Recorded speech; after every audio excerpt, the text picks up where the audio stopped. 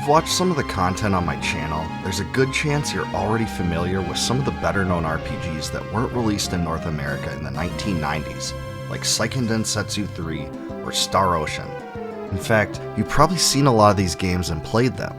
At the same time, I can almost guarantee you've never heard of Arabian Nights, Sabuku no Seireo, or Arabian Nights Desert Spirit King, another Super Famicom RPG that was only released in Japan. Created by Pandora's Box and published by Takara, it was completely overshadowed by all the other titans of the genre. It also came out in the middle of 1996, extremely late in the life of the system. Thanks to a translation group led by Lost Templar, there's a complete English translation that was released in 2012. The process took about 4 years, so it was definitely a big accomplishment that us fans are thankful for today. It's fully playable now via a patch that can be found in the description below. I really have to hand it to them too, because this translation job seems a lot more solid than even some of the quote professional unquote localizations of that era. Breath of Fire 2.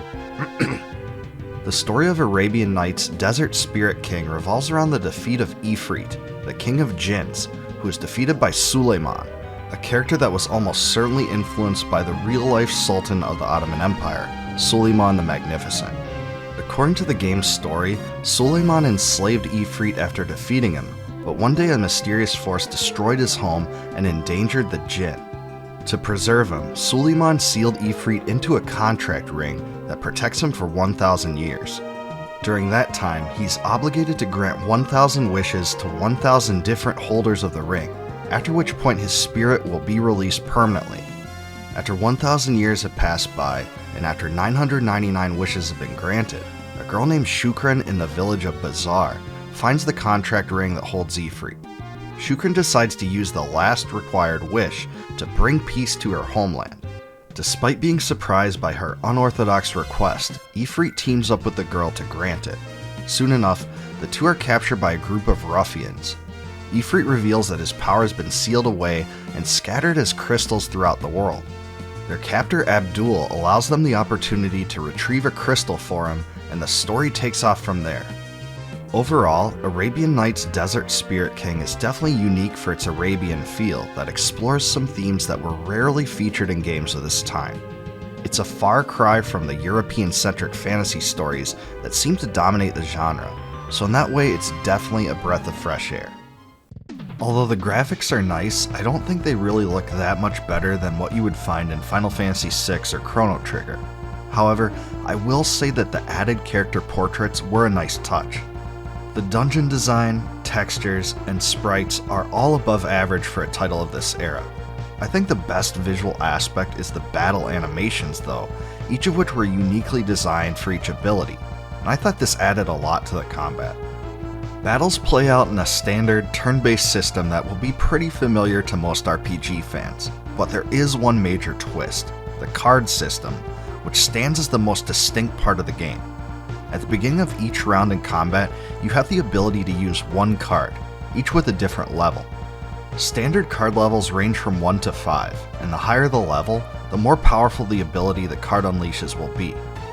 Each card also has one of 9 elemental characteristics, which dictates the actual effect.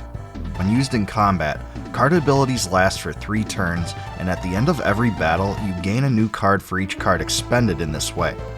However, enemies can also use cards themselves, and only one card can remain in play at a time. The way the game determines which card is enforced depends on a comparison between the levels of the cards, so higher level cards will negate existing lower level cards. When the levels of the cards are equal, both will be eliminated. One thing I found interesting was that both the isometric view and the card system made this game a little reminiscent of Ogre Battle. Cards aren't exactly used in the same way the tarot cards from that game are, but the framework is a little similar. When it comes to the soundtrack, the word that first comes to mind is quirky. Some tracks have a Middle Eastern vibe that's a bit cheesy if you ask me, and other tracks are actually really funky and sound a lot like the tunes on Soul Blazer. I do like the battle music though, and there's a few other tracks that are pretty catchy.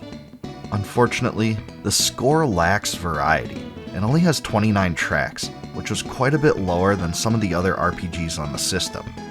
If you're used to playing the biggest Squaresoft hits, for example, it will certainly seem underwhelming and more repetitive. Overall, I don't think the sound was one of the game's strong suits. I found playing through the title requires a bit of grinding, even relative to other RPGs, and some of the bosses are actually really hard. There's some challenge in using the right cards at the right times also, so you definitely have to think on the fly and adapt to the circumstances. The encounter rate is extremely high, so this can be frustrating to some players that want the ability to avoid battles when they wish. Even so, it's pretty short for an RPG and can be beaten in about 15 hours.